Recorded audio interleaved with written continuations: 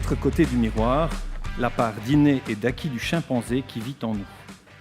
3, 2, 1, 0. 99,4%.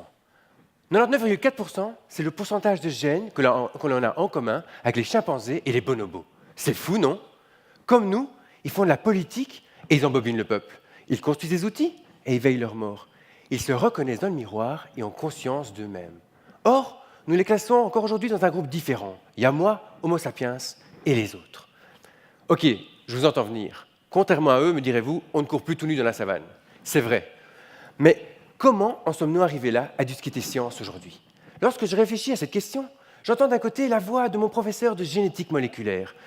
Calogero, la clé, c'est l'expression des gènes. Souviens-toi, ce sont les mêmes instruments dans la fanfare du Wisconsin et dans l'orchestre philharmonique de Londres. Pourtant, la mélodie est différente, car c'est l'utilisation qu'on en fait qui est importante. D'un autre côté, j'entends la voix de mon grand-père sicilien.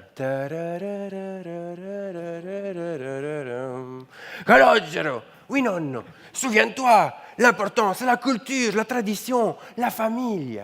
Autrement dit, qu'est-ce qui fait que monsieur va se comporter comme un humain ou comme un chimpanzé? Ses gènes ou son environnement? Eh bien, pour répondre à cette question, nous aurions pu confier monsieur, quand il était bébé, à des chimpanzés. Bon, on a fait l'inverse. Washu est une chimpanzé qui a été élevée depuis sa naissance par des humains. Eh bien, vous vous souvenez de notre tendance à classer les humains dans une catégorie à part? Eh bien, Washu, elle fait pareil. Lorsqu'elle doit classer des photos, elle met dans une même pile les chats, les tortues, les poissons rouges et ses parents chimpanzés, et de l'autre côté, elle met les humains, dont ses parents adoptifs, et sa propre photo. Son environnement social a modifié sa conscience de soi et celle des autres. Or, cette conscience de soi est super importante parce qu'elle permet de développer des aptitudes sociales telles que pouvoir imaginer ce que l'autre sait ou ne sait pas, d'anticiper ses intentions et d'agir en fonction. Eh bien moi, ces aptitudes sociales, je pars les étudier en Afrique, sur deux espèces génétiquement très proches, mais qui diffèrent au niveau de leur structure sociale, les chimpanzés et les bonobos, qui seront soit élevés dans leur milieu naturel respectif, soit élevés dans un milieu humain de la même manière. Eh bien, mes premiers résultats montrent qu'en milieu naturel, on observe qu'il y a une différence de socialité entre les mâles et les femelles chez les chimpanzés et non chez les bonobos. Qu'en est-il en milieu humain? Ça, c'est suite au prochain épisode. Mais à quoi tout cela sert, me direz-vous? Eh bien, ma thèse, elle va permettre de mettre en lumière les mécanismes adaptatifs à l'environnement.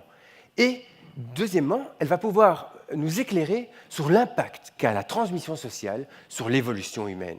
Mais alors, une préférence pour des poupées ou des petites voitures, serait-ce dû à un chromosome ou à l'environnement social? Je vous remercie.